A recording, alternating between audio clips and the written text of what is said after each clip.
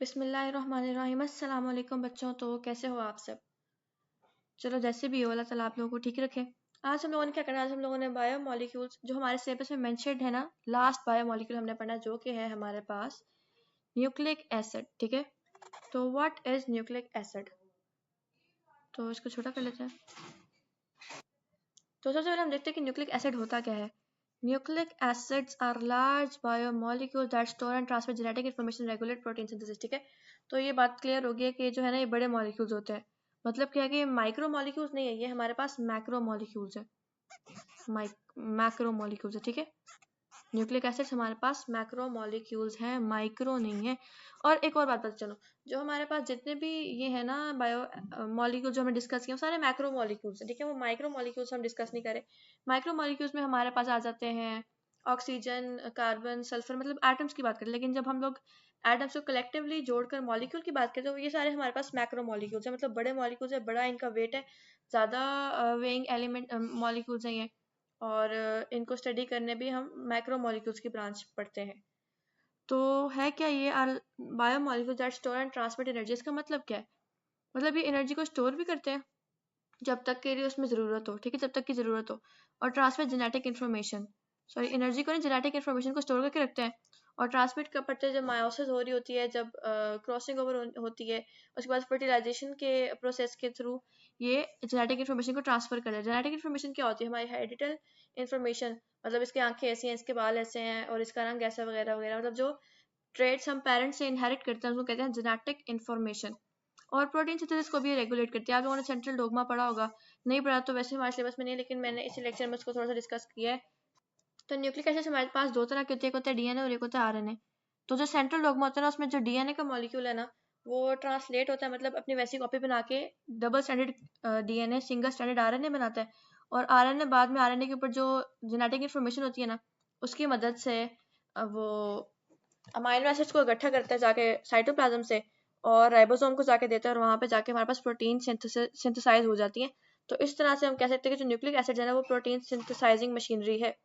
अब हम nucleic acids के फंक्शन देख लेते हैं कि nucleic acids are essential for cell and viruses. मतलब आपने वायरस में भी देखा होगा कि जो वायरस है ना वो नॉन सेलुलर एंटिटी है, लेकिन उनमें एक न्यूक्लिक एसिड का मॉलिक्यूल होता है, कोई भी हो सकता है, डीएनए होता है कुछ में आरएनए होता है। And determine the inherited characteristics of living organism. ठीक है, मतलब इस बात से क्या है कि जितनी भी जेनेटिक इन्फॉर्मेशन है ना हमारे पास, जेनेटिक इन्फॉर्मेशन उसको ट्रांसफर करना, उसको स्टोर करना, वो सारे न्यूक्लिक एसिड्स के ही काम है। न्यूक्लिक एसिड में डीएनए होता है, डीएनए के ऊपर जीन्स होती हैं, और जीन्स में क्या होता है, हमारी जेनेटिक इन्फॉर्मेशन होती है। तो एज अ होल हम बात कर सकते हैं कि न्यूक्लिक एसिड ही जेनेटिक इन्फॉर्मेशन के होल्डर हैं। बाकी हम बात करें स्ट्रक्चर की, तो nucleic acid made up of, आपको पता होगा कि एक फॉस्फोरिक एसिड होता है, 5 कार्बन शुगर होता है, कोई भी हो सकता है, राइबोज होता है आरएनए में, और डीऑक्सी राइबोज होता है डीएनए में, and a mixture of nitrogen containing base acid. अगर राइबोज और डीऑक्सी राइबोज का कोई स्ट्रक्चर नहीं पता तो कार्बोहाइड्रेट्स वाला फर्स्ट लेक्चर में मैंने वो बताया हुआ क्लियरली कि वो कैसे बनता है, तो आप लोग उसको देख सकते हो। उसके बाद है टाइप्स। तो ये दो तरह के होते हैं, एक हमारे पास आ जाता है डीएनए डीऑक्सी राइबोन्यूक्लिक एसिड, क्योंकि इसमें डीऑक्सी राइबोज होता है, और एक हमारे पास आता है आरएनए राइबोन्यूक्लिक एसिड। तो DNA is a genetic material for most viruses and all free living organisms, while RNA is a genetic material for some viruses and play an important role in protein synthesis। जैसे मैंने आपको बताया कि DNA से फिर RNA बनता है translation के थ्रू, फिर आरएनए ट्रांसक्रिप्शन के थ्रू सारी प्रोटीन्स बनाता है, अमीनो एसिड को गैदर करता है और प्रोटीनिशियस स्ट्रक्चर्स बना देता है। अब आपको पता है हमारे सारे एंजाइम्स वगैरह सब प्रोटीन्स होती है, मतलब तो हम कह सकते हैं कि जो आरएनए ना उसका मेजर रोल है सेल की फंक्शनिंग वगैरह में भी। क्यों? क्योंकि प्रोटीन बनेगी तो बाकी सारे फंक्शंस भी होंगे। बेस पेयर्स की बात करें तो डीएनए में हमारे पास एडेनिन थाइमिन के साथ ज्वाइन होता है, और गुआनिन जो है हमारे पास साइटोसिन के साथ ज्वाइन होता है। जबकि आरएनए की बात करें तो आरएनए में हमारे पास जो यहाँ पे थाइमिन है ना, थाइमिन नहीं होता, एडेनिन के साथ हमारे पास यूरासिल ज्वाइन होता है। ये हम आगे बात करते हैं, यूरासिल आरएनए में होता है।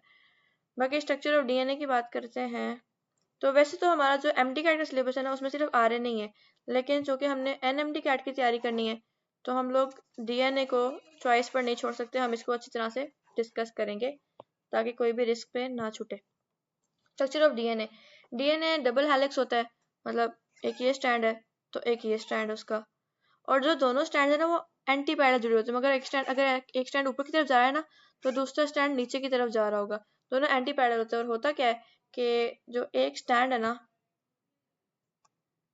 एक मिनट, जो एक स्टैंड है ना उसके अगर ऊपर 3 प्राइम है ना, 3 प्राइम का मतलब उसके ऊपर कार्बन 3 जो है ना वो ऊपर की तरफ लाई करे, और नीचे 5 प्राइम है, तो जो दूसरा स्टैंड है ना उसके ऊपर 5 प्राइम होगा और नीचे 3 प्राइम होगा। मतलब ऐसे उल्टा लगे होते हैं वो दोनों। वैसे तो मैंने बनाई उल्टे नहीं है क्योंकि स्टैंड तो कॉइल हुआ है ना।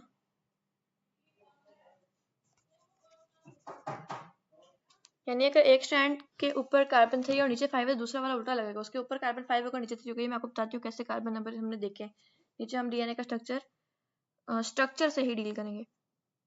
आगे हमारे पास है nucleic acids are naturally occurring chemical compound that serve as a primary information carrying molecule in cell. ठीक है, ये बात आप लोगों को क्लियर होगी अब तक कि जो इंफॉर्मेशन कैरिंग मॉलिक्यूल है ना वो हमारे पास न्यूक्लिक एसिड्स होते हैं, बेशक वो आरएनए हो या बेशक डीएनए हो।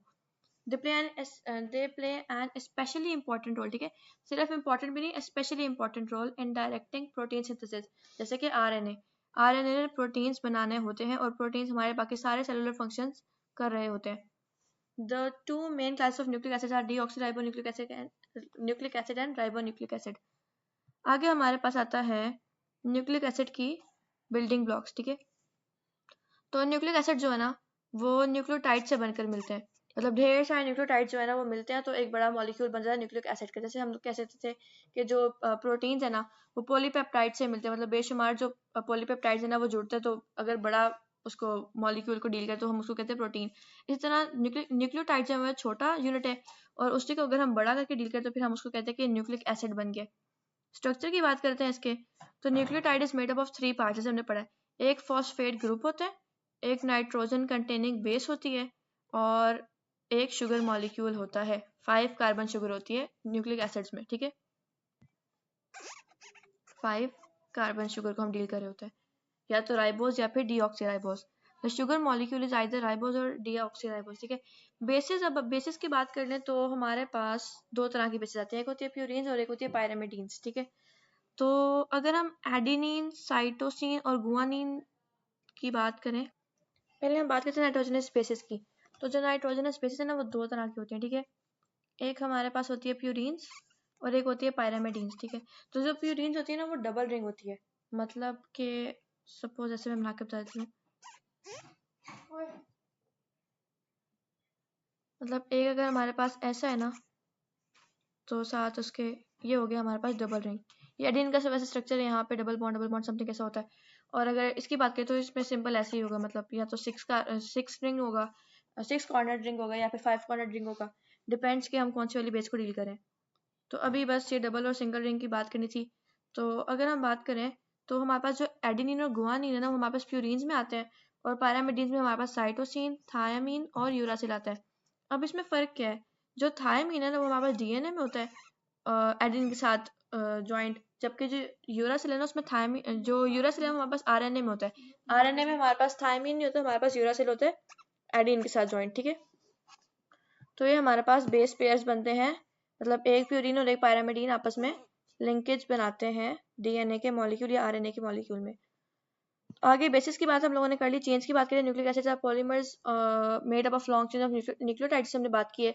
न्यूक्लियोटाइड्स छोटा एक मॉलिक्यूल है और अगर हम उसको थोड़ा वास्ट करके देखें तो हमारे पास वो न्यूक्लिक एसिड बन जाता है। और the sequence of nucleotides encodes genetic information, मतलब जिस तरह से न्यूक्लियोटाइड्स के ऊपर बेस पेयर्स लगे हुए हैं वो बता रहे होते हैं कि जेनेटिक इन्फॉर्मेशन है क्या। तो building blocks of nucleic acids, तो अभी हम लोगों ने पढ़ा है कि सबसे पहले आता है हमारे पास टाइप्स ऑफ शुगर, दो तरह की शुगर होती है। 5 कार्बन शुगर को डील करते हैं, राइबोज और डीऑक्सीराइबोज को। फिर बेसिस आती है हमारे पास, और फिर हमारे पास एक फॉस्फोरिक एसिड आता है, यहाँ पे शायद वो मेंशन नहीं है। और उसके बाद उसके फंक्शंस की बात करें तो sequence of nucleotides in nucleic acids encode genetic information, मतलब जिस तरह से बेसिस लगे हुए हैं वो हमें बता रहा होता है कि ये वाला जेनेटिक इन्फॉर्मेशन वो कोड कर रहा होता है। सपोज अगर एडेनिन और गुआनिन, 3 एडेनिन और गुआनिन के पेयर्स हैं और एक एडेनिन और थायमिन के 3 पेयर्स हैं और एक गुआनिन और साइटोसिन का है, तो सपोज वो कह रहा है कि आई कलर ब्राउन होगा। लेकिन अगर हम एक आध बेस पेयर की नंबरिंग चेंज कर लें तो आई कलर हो सकता है चेंज हो जाए। तो मतलब जो इनके जो स्ट्रक्चर है ना वो बता रहा होता है कि जेनेटिक इन्फॉर्मेशन कैसी होगी। आगे हम इसके डिस्कवरी को डील करते हैं। तो फ्रेडरिक मिस्टर एक साइंटिस्ट था जिसने सबसे पहले न्यूक्लिक एसिड को डिस्कवर किया था फिश के वाइट ब्लड सेल्स के अंदर, ठीक है। और वाइट ब्लड सेल्स के न्यूक्लियस से ये डिस्कवर हुई थी न्यूक्लिक एसिड, और इनका एसिडिक नेचर था तो उसने इसको नाम दे दिया न्यूक्लिक एसिड का। आगे ये सिग्निफिकेंस वगैरह आप लोग बस नोट कर लेना, इतना खास कोई इंपॉर्टेंट बात नहीं है। अच्छा, हमारे पास दो तरह की चीजें आती है, कि हमारे पास है न्यूक्लियोटाइड और एक है न्यूक्लियोसाइड, ठीक है। तो न्यूक्लियोसाइड जो है ना, बेशुमार न्यूक्लियोसाइड्स जो है वो न्यूक्लियोटाइड्स के कंपोनेंट्स हैं। अब आप देखेंगे ना तो आपको नजर आएगा कि हो जाओ हाईलाइट। खैर, जो न्यूक्लियोसाइड है ना उसमें हमारे पास सिर्फ नाइट्रोजनस बेस और साथ में 5 कार्बन शुगर आ रहे हैं, ठीक है। और जब इस 5 कार्बन शुगर के साथ हम लोग फॉस्फेट ग्रुप ऐड करेंगे ना तो फिर हम कहते हैं कि अभी एक पूरी न्यूक्लियोटाइड बन गई है। मतलब न्यूक्लियोसाइड और न्यूक्लियोटाइड में क्या फ़र्क है कि न्यूक्लियोसाइड में दो कंपोनेंट्स होते हैं, नाइट्रोजनस बेस और पेंटोज शुगर, जबकि न्यूक्लियोटाइड की बात करें तो उसमें तीनों के तीनों कंपोनेंट्स आ जाते हैं, फॉस्फेट ग्रुप भी उसमें अटैच हो जाता है। फिर ढेर सारे न्यूक्लियोटाइड जुड़ते हैं। मतलब सपोज अगर हम इसको 1 यूनिट कह रहे हैं, एक न्यूक्लियोटाइड है, फिर अगला न्यूक्लियोटाइड, बेशुमार न्यूक्लियोटाइड जुड़ते हैं और हमारे पास न्यूक्लिक एसिड बना देते हैं। अब इनके डिफरेंस को थोड़ा सा डील कर लेते हैं हम। The main difference between nucleoside and nucleotide is that nucleotide has a phosphate group attached while nucleoside does not have that group. Structure की बात करें तो न्यूक्लियोसाइड में सिर्फ नाइट्रोजनस बेस और 5 कार्बन शुगर होती है, जबकि न्यूक्लियोटाइड में हमारे पास न्यूक्लियोसाइड के अंदर एक और फॉस्फेट ग्रुप अटैच करें तो न्यूक्लियोटाइड बन जाता है, ठीक है। अभी आप लोगों ने टाइड और साइड वाली बातों को ना जरा गौर से सुनना है। साइड जो है ना न्यूक्लियोसाइड, उसमें सिर्फ नाइट्रोजनस बेस और 5 कार्बन शुगर है, और अगर हम न्यूक्लियोसाइड के अंदर एक फॉस्फेट ग्रुप ऐड करें तो वो न्यूक्लियोटाइड बन जाएगा। टाइड आप याद रखो, लहर बड़ी चीज होती है, तो जो न्यूक्लियोटाइड है वो बड़ी चीज है और न्यूक्लियोसाइड छोटी चीज है। केमिकल नेचर की बात करें तो एसिडिक नेचर से हमने ऊपर पढ़ा, क्यों? क्योंकि इनमें फॉस्फेट ग्रुप होता है जो कि इसको एसिडिक करेक्टर इम्पार्ट कर रहा होता है। एग्जांपल्स की बात करें तो न्यूक्लियोटाइड्स की एग्जांपल हमारे पास एटीपी आ जाएगा, जीटीपी आ जाएगा, सीटीपी आ जाएगा, और इस सब का फुल फॉर्म क्या है? Adenosine triphosphate, guanosine triphosphate, cytidine triphosphate वगैरह वगैरह, आपको पता ही है, इन टर्म से आप लोग वाकिफ होंगे। और अगर हम लोग न्यूक्लियोसाइड की बात करें यानी इनके फॉस्फेट ग्रुप निकाल दें तो इनको हम बोलेंगे एडिनोसाइन, गुआनोसाइन, साइटिडीन, ठीक है। ये इनके न्यूक्लियोसाइड्स के नाम, फॉस्फेट ग्रुप अटैच कर दें तो न्यूक्लियोटाइड बन जाएगा इनसे। तो दोनों सेलुलर प्रोसेस में इंपॉर्टेंट रोल प्ले कर रही होती हैं। जब हमें एनर्जी चाहिए होती है तो फिर हम लोग फॉस्फोरस ग्रुप डिटैच कर लेते हैं तो हम बोलते हैं कि अभी न्यूक्लियोसाइड बन गया। और जब माइटोकॉन्ड्रिया में सेलुलर रेस्पिरेशन के बाद जब एनर्जी प्रोड्यूसिंग वो मॉलिक्यूल्स बन रहे होते हैं यानी कि एटीपी बन रहा था, तो हम लोग क्या करते हैं, हम न्यूक्लियोसाइड के अंदर, मतलब हम तो नहीं करते, खैर हमारे सेल ही करते हैं, न्यूक्लियोसाइड के अंदर फॉस्फेट ग्रुप अटैच कर देते हैं जिससे एनर्जी स्टोर हो जाती है। अब दोनों का डिफरेंस मजीद देख लेते हैं कि इट इज़ कम्पोज्ड ऑफ, मतलब मैं बार बार आपको इसलिए दिखा रही हूँ क्यों कि ये चीज़ आप लोगों ने लाजमी अपने जहन में रखनी है, उसको नोट भी कर लो। Nucleotide is compose of nitrogenous base sugar phosphate group, ठीक है, जबकि न्यूक्लियोसाइड में फॉस्फेट ग्रुप नहीं होता। और प्रीकर्सर्स ऑफ पॉलीन्यूक्लियोटाइड्स डीएनए और आरएनए, जब अब आपको पता है न्यूक्लियोटाइड से तो अब डीएनए आरएनए ही बनेगा ना, लेकिन न्यूक्लियोसाइड से न्यूक्लियोटाइड बनेगा। मतलब होता क्या है, पहले न्यूक्लियोसाइड है, मतलब एस लिख रही है उसके लिए, फिर न्यूक्लियोटाइड बनेगा उसके लिए टी लिखती है, और न्यूक्लियोटाइड से फिर आगे बेशुमार न्यूक्लियोटाइड जुड़ के डीएनए और आरएनए बनाएंगे। ये मैंने शॉर्ट फॉर्म लिख दिया, आप लोग देख लेना इसको। आगे चलते हैं। तो जो न्यूक्लियोटाइड है ना, that is used in signalling transductions और transduction pathway sequencing and as a energy source. आपने देख ही लिया, एटीपी वगैरह एनर्जी सोर्सेज के तौर पे यूज होते हैं, उसके अलावा सिग्नलिंग के तौर पे यूज होते हैं। जबकि न्यूक्लियोसाइड की बात करें तो a diet which is rich in nucleoside would be important for optimal health. मतलब न्यूक्लियोसाइड्स ने आगे न्यूक्लियोटाइड्स बनानी है, न्यूक्लियोटाइड्स ने आगे आरएन डीएनए बनाना, उसने आगे प्रोटीन्स वगैरह बनानी है, तो अल्टीमेटली हमारी ग्रोथ जो है ना वो इस पर डिपेंड कर रही होती है। अब ये आगे वाली बातें जो है ना वो एमी की हैं, वो आप लोग रहने दे देखने को। एक्स्ट्रा इन्फॉर्मेशन मतलब आप लोगों ने एक्स्ट्रा इन्फॉर्मेशन इकट्ठी करनी है, लेकिन एक्स्ट्रा इन्फॉर्मेशन इकट्ठी नहीं करनी। आगे हम डीएनए को डील करते हैं, डीऑक्सीराइबोन्यूक्लिक एसिड। तो डीएनए क्या होता है? द स्ट्रक्चर ऑफ डीएनए और डीऑक्सीराइबोन्यूक्लिक एसिड है डबल हेलिक्स। हमने ऊपर बात की है कि दो स्ट्रैंड्स होते हैं, इसमें एंटी पैरेलल तौर पे जुड़े होते हैं।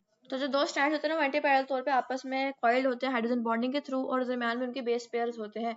तो वैसे तो हम लोगों ने इसके स्ट्रक्चर को डील कर लिया, आप लोगों ने ये पढ़ना हुआ तो आप ये सारी बातें पढ़ लें क्योंकि ये वही वाली बातें जो हम पहले करके आ चुके हैं।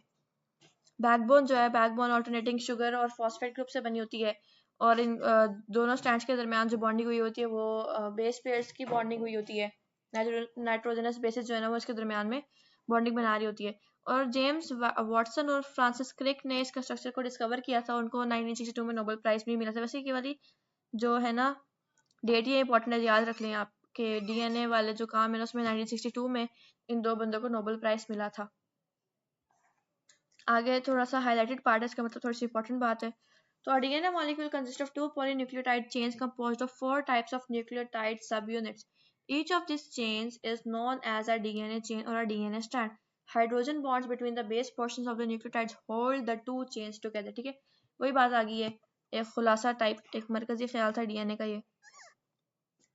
आगे डीएनए मॉलिक्यूल में 4 तरह के नाइट्रोजनस बेसिस होते हैं, मतलब इसमें यूरासिल नहीं होता बल्कि थायमिन होता है। एडेनिन और थायमिन जो है ना ये आपस में पेयर्स बनाते हैं, और साइटोसिन और गुआनिन होते हैं। साइटोसिन और अच्छा, अब इसमें एक और बात है कि जो साइटोसिन और गुआनिन है ना ये ट्रिपल बॉन्डिंग करते हैं, और जो एडेनिन और थायमिन है ना ये हमारे पास डबल बॉन्डिंग कर रहे होते हैं। तो which ultimately form the structure of the nucleotide, मतलब यहाँ पे एक 5 कार्बन शुगर लगी होगी और उसके साथ फॉस्फेट ग्रुप लगा होगा, मतलब इस तरह से इनमें अटैचमेंट होती है। ये फिर 5 कार्बन शुगर आ गई, यहाँ पे फॉस्फेट ग्रुप, इस तरह से यहाँ से 5 कार्बन शुगर उल्टे तौर पे लगी होगी और यहाँ पे फॉस्फेट ग्रुप लगा होगा। ऐसे होते हैं इसके सारे स्ट्रक्चर डीएनए के। आगे बात करते चलें तो डीएनए का स्ट्रक्चर ही आगे चलो। अब आप देखो कि एक ये चेन है, ये वाली चेन है, एक ये चेन है, और दोनों आपस में कॉइल हुई हैं ऐसे, ठीक है। और कॉइल कैसे हुई हैं, अभी दोनों चेन जो है ना वो एंटी पैरेलल फैशन में जुड़ी हुई हैं। इस बात का मतलब क्या है कि अगर हम इस स्ट्रक्चर को डील करें ना, इस स्ट्रक्चर को, तो हम इनके कार्बन की नंबरिंग करते हैं, तो यहाँ पे हमारे पास ऑक्सीजन आता है, यहाँ पे कार्बन 1 2 3 4, और 4 के साथ ही 5th कार्बन जुड़ा होता है, और 5th कार्बन के साथ हमारे पास फॉस्फेट ग्रुप जुड़ा होता है, ठीक है। मतलब 4th कार्बन के साथ फॉस्फेट ग्रुप नहीं, कार्बन 5th के साथ फॉस्फेट ग्रुप जुड़ा होता है। मतलब क्या इस बात है कि जो कार्बन 1 है ना उसके साथ हमारे पास कोई भी बेस पेयर जुड़ा होता है, और जो कार्बन 5 है ना उसके साथ हमारे पास फॉस्फेट ग्रुप जुड़ा होता है न्यूक्लिक एसिड, वो 5 कार्बन शुगर के। तो अब हुआ क्या है यहाँ पर, ये एक हमारे पास एडेनिन है, इसको थोड़ा सा बड़ा कर लेते हैं।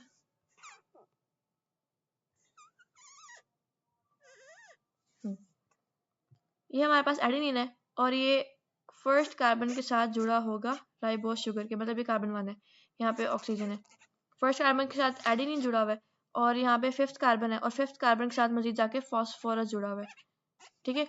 अब आप देखो कि अगर इसमें आप स्ट्रक्चर को थोड़ा सा स्कीन स्टडी करो तो आपको पता चलेगा कि ऊपर की तरफ ना, अगर हम सिर्फ स्टैंड को देखें तो ऊपर की तरफ हमारे पास कार्बन 5 आ रहा है, ठीक है। और इसी तरह अगर हम इसी को एंड पे डील करें यहाँ पे, तो इस गुआनिन के साथ वही सीन है कि फर्स्ट कार्बन के साथ ये गुआनिन जुड़ा होगा, और फॉस्फोरस जो है ना 5th कार्बन के साथ जुड़ा होगा, यहाँ पे फॉस्फोरस होगा 5th कार्बन के साथ। तो अगर हम नीचे से देखें तो एंड उसका हो रहा है कार्बन 3 पे, देखो 1 2 3। तो अगर हम स्टैंड की बात करें तो स्टार्ट इसका था कार्बन 5 सबसे ऊपर था और नीचे कार्बन 3 था। अब इसी तरह अगर हम दूसरे स्टैंड देखें तो मैंने आपको बताया था कि दूसरी तरफ उल्टा जुड़ा होता है, तो दूसरी तरफ क्या होगा कि ये ऐसे करके लगा होगा, एक सेकेंड, ऐसे करके लगा होगा, मतलब जुड़ा ये भी कार्बन 1 के साथ ही होगा, लेकिन वो अब जो शुगर है ना वो उल्टी लगी हुई है। ये कार्बन 1 है, ये ऑक्सीजन था, ये कार्बन 2 है, ये 3 है, और ये 4 है, लिखा ही नहीं जा रहा। चलो अब अगर इसमें देखो ना तो इसके ऊपर वाला पॉइंट क्या है, इसके ऊपर कार्बन 3 है हमारे पास, ठीक है, और 4 के साथ कार्बन 5 होता है, और 5 के साथ हमारे पास फॉस्फेट ग्रुप जुड़ा होता है। तो अगर हम यहाँ पे देखें ना, इसको डील करें तो इसके साथ हमारे ऊपर जो ऊपर कोने में है ना वो कार्बन 3 है, और अगर हम इसी को नीचे बनाएं तो ये जो इसका एंड है ना उस पर भी इस तरह से उल्टा जुड़ा होगा, मतलब कार्बन 1 के साथ जुड़ा होगा, ये 1 ये 2 3 4, ये 5th कार्बन में यहाँ पे फॉस्फेट ग्रुप लगा होता है। और अगर इसी स्टैंड में हम नीचे देखें तो नीचे की तरफ जो है ना वो कार्बन 5 लगा हुआ है। तो इसलिए इसका मतलब क्या है कि जो दोनों स्टैंड है ना वो एंटी पैरेलल फैशन में जुड़े हैं, मतलब एक तरफ अगर ऊपर कार्बन 5 आ रहा है हमारे पास तो दूसरी तरफ हमारे पास कार्बन 3 आ रहा है ऊपर की साइड पे, और नीचे की साइड पे उसका उल्टा आ रहा है। नीचे की साइड पे हमारे पास यहाँ पे कार्बन 3 आ रहा है, तो यहाँ पे कार्बन 5 आ रहा है। तो ये मैंने आपको ज़्यादा ही क्लियर कर दिया है, इतनी की खैर ज़रूरत नहीं थी। आप लोगों ने बस इसके थोड़े से ना स्ट्रक्चर को समझना ही था, बाकी इतना डेप्थ में जाने की जरूरत नहीं थी। आरएनए की बात करते हैं, डीएनए वहां पर खत्म हो गया, डीएनए के बस आप लोगों ने इतनी बातें याद रखनी थी। आरएनए की बात करें तो आरएनए में जो मेन डिफरेंस है ना डीएनए के साथ, वो ये है कि इसमें थायमीन नहीं होता, इसमें यूरासिल होता है हमारे पास। और ये हमारे पास प्रोटीन सिंथेसिस में यूज हो रहा होता है आरएनए मॉलिक्यूल। तो स्ट्रक्चर की बात करते हैं तो डीएनए हमने पढ़ा था कि डबल स्टैंडर्ड है, जबकि जो आरएनए है ना वो सिंगल स्टैंडर्ड स्ट्रक्चर है, और यहीं पर इसकी बेसिस जुड़ी होती हैं जिनमें जेनेटिक इंफॉर्मेशन होती है। आगे शुगर, इसमें यूरासिल नहीं होती, इसमें वो होती है, अच्छा शुगर की बात करें, सॉरी, शुगर हमारे पास यहाँ पे राइबोस शुगर यूज होती है। बेस पेयर्स की बात करें तो इसमें हमारे पास यूरासिल होती है, थायमीन नहीं होती। तो नाइट्रोजनस बेसिस की बात करते हैं हम, तो हमारे पास एडेनिन जो है ना वो यूरासिल के साथ बॉन्डिंग करता है, और गुआनिन जो है ना वो साइटोसिन के साथ बॉन्डिंग करता है। बेस पेयरिंग के ड्यूरिंग ट्रांसक्रिप्शन, ट्रांसक्रिप्शन कौन सा वाला अमल है, जब आरएनए जो है ना वो synthesized from a DNA template by complementary binding of a new RNA basis to the DNA basis, ठीक है। तो जब डीएनए का मॉलिक्यूल जो है ना वो आरएनए बनाएगा तो ट्रांसक्रिप्शन कह रहे होते हैं हम, उस प्रोसेस को भी हम नीचे सेंट्रल डोग्मा को डील करते हैं। स्टेबिलिटी की बात करें तो RNA relative instability makes it more suitable for short term function, मतलब कुछ अर्से बाद ये खुद ही खत्म हो जाता है आरएनए, मतलब डिस्ट्रॉय होता है, तो डीएनए कॉन्टिन्यूसली आरएनए बना रहा होता है सेंट्रल डोग्मा के प्रोसेस के थ्रू। 3 तरह के आरएनए होते हैं हमारे पास, मैसेंजर आरएनए होता है, ट्रांसफर आरएनए होता है, राइबोसोमल आरएनए होता है। अब इसका स्ट्रक्चर को हम थोड़ा सा डील कर लेते हैं। तो देखो ये आसान सा स्ट्रक्चर है वैसे। डीएनए में हमारे पास क्या होता है, डीएनए में यहाँ पे इस तरह से एक और चेन लगी थी, तो आरएनए में वो वाली चेन हमारे पास नहीं होती। आरएनए में हमारे पास सिंगल स्टैंड ही होता है, मतलब अगर ऊपर 3 प्राइम है तो नीचे 5 प्राइम होगा, या ऊपर 5 है तो नीचे 3 होगा, मतलब और मजीद इसमें कॉम्प्लिकेशन नहीं आती। सिंगल स्टैंडर्ड एक ये मॉलिक्यूल है जिसमें दोनों तरफ जो है ना बेसिस होती हैं। अगर हम इसको सीधा करके देख लें तो सारी बेसिस ऐसी आएंगी, और अगर हम इसको कॉइल कर लें तो आधी इस तरफ को हमें नजर आएंगी, आधी इस तरफ को नजर आएंगी, ठीक है। तो इसको भी इतना डील करने की जरूरत नहीं है, बस थोड़ा बहुत आप लोगों को इन्फॉर्मेशन पता होनी चाहिए थी। 3 तरह के आरएनए हैं, जो सबसे पहले सेंट्रल डोग्मा में डीएनए के बाद आरएनए बनता है ना, उसको हम कहते हैं मैसेंजर आरएनए। और मैसेंजर आरएनए क्या करता है, मैसेंजर आरएनए फिर जो है उसमें इंफॉर्मेशन होती है, और वो इंफॉर्मेशन अपने ट्रांसफर आरएनए को वो शेयर कर देता है, और ट्रांसफर आरएनए साइटोप्लाज्म में से अमीनो एसिड को इकट्ठा कर करके राइबोसोमल आरएनए को देता है। और राइबोसोमल आरएनए क्या करता है, वो राइबोसोम्स के अंदर होता है, और फिर वो उन अमीनो एसिड्स को जोड़ते जोड़ते प्रोटीन बना देता है। हर दफ़ा एक अलग प्रोटीन बन रही होती है, मतलब हर आरएनए जो है ना एक डिफरेंट टाइप की प्रोटीन को कोड कर रहा होता है। और चूंकि हमारी बॉडी में तकरीबन 20 तरह के अमीनो एसिड ज़्यादा यूजुअली काम कर रहे होते हैं, तो हर अमीनो एसिड के लिए एक स्पेसिफिक ट्रांसफर आरएनए होता है जो एक अमीनो एसिड को साइटोप्लाज्म से राइबोसोमल आरएनए की तरफ लेके जा रहा होता है। तो अगर 20 तरह के अमीनो एसिड है तो हमारे पास 20 तरह के ही ट्रांसफर आरएनए होते हैं। और अगर हम मैसेंजर आरएनए की बात करें तो जो हमारे पास अमीनो एसिड 3 मैसेंजर आरएनए वो एक अमीनो एसिड को कंक्लूड कर रहे होते हैं। तो अगर 1000 अमीनो एसिड की चेन बनाए तो हमारे पास 3000 मैसेंजर आरएनए होने चाहिए, वगैरह वगैरह। ये सारी तो थियोरेटिकल बातें सारी किताब में लिखी हुई हैं, तो हम सेंट्रल डोग्मा को ही डील कर लेते हैं, बाकी कुछ मुश्किल नहीं था। सेंट्रल डोग्मा सबसे पहले क्या होता है कि डीएनए रेप्लिकेट करता है, मतलब ये नीचे है भी, हाँ। सबसे पहले हमारे पास डीएनए का जो मॉलिक्यूल है वो रेप्लिकेट करेगा, और फिर रेप्लिकेट करने के बाद वो आरएनए बनाएगा। यहाँ पे हमारे पास कुछ एंजाइम्स यूज होते हैं कि पहले हमारे पास डीएनए पॉलीमरेज एज वाला जो भी वर्ड है ना वो हमारे पास एंजाइम होता है। सबसे पहले हमारे पास डीएनए पॉलीमरेज होता है, वो करता क्या है, वो डीएनए को रेप्लिकेट कराता है, ठीक है। उसके बाद जब डीएनए रेप्लिकेट कर लेता है तो फिर वो अपनी हाफ कॉपी बनाता है, मतलब आरएनए पॉलीमरेज को यूज करते हुए डीएनए जो है ना वो आरएनए बनाता है, मतलब पहले डबल स्टैंडर्ड था, अब वो सिंगल स्टैंडर्ड आरएनए बनाएगा। और इस प्रोसेस को क्या कहते हैं, इस प्रोसेस को हम ट्रांसक्रिप्शन कहते हैं। उस ट्रांसक्रिप्शन के बाद जो आरएनए का एक ये स्टैंड बन गया है, ये अमीनो एसिड्स के मॉलिक्यूल्स को जोड़ेगा और राइबोसोमल आरएनए को देगा, और राइबोसोमल आरएनए क्या करेगा, अमीनो एसिड के मॉलिक्यूल्स को जोड़कर प्रोटीन्स बना देगा। इस अमल को कहते हैं हम ट्रांसलेशन। तो ये 3 प्रोसेस हैं, पहले डीएनए रेप्लिकेशन है, फिर ट्रांसक्रिप्शन और फिर ट्रांसलेशन है। शायद मैंने ऊपर थोड़ा सा उल्टा बोल दिया था इस लेक्चर के स्टार्ट में, तो अब आप लोग दोबारा इसको देख लेना, सेंट्रल डोग्मा के प्रोसेस को ज़रा अच्छे से। तो इसी के साथ हमारा न्यूक्लिक एसिड का टॉपिक खत्म हुआ, बल्कि हमारा बायोमॉलिक्यूल्स का चैप्टर ही खत्म हो गया अल्हम्दुलिल्लाह। तो फिर हम नेक्स्ट चैप्टर इंशाल्लाह जल्दी स्टार्ट कर लेंगे। तो अभी आप लोगों ने करना है कि आप लोग न्यूक्लिक एसिड के साथ साथ कार्बोहाइड्रेट्स, लिपिड्स, प्रोटीन सब रिवाइज करने हैं। अब अगर आपने मेरे पुराने लेक्चर्स भी लिए हो तो आपको पता होगा कि जो बायोमॉलिक्यूल्स है ना वो कुछ भी मुश्किल नहीं है। मतलब वैसे सोचने में आता है ना कि बायोकेमिस्ट्री तो काफ़ी मुश्किल होगी, लेकिन कार्बोहाइड्रेट, लिपिड, प्रोटीन किसी की भी बात करें जो मैंने लेक्चर्स दिए हैं तो आपको पता चल गया होगा कुछ भी उसमें मुश्किल नहीं था। मतलब कुछ भी ऐसा नहीं था सिर्फ दिमाग खपाना पड़े, सिर्फ आप लोगों के कॉन्सेप्ट क्लियर होने चाहिए थे। कॉन्सेप्ट स्टडी करेंगे तो ही एमडी कैट में अच्छे नंबर आएंगे। इसी के साथ पढ़ते रहें। अल्लाह हाफिज़।